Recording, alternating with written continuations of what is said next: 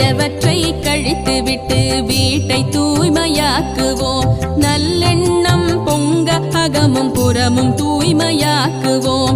வாழ்விற்கும் வெள்ளையடித்து போகி நெருப்பில் கொளுத்துவோம்.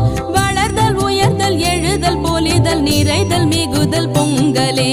பொங்கலோ பொங்கல் போகி பொங்கலோ பொங்கல்.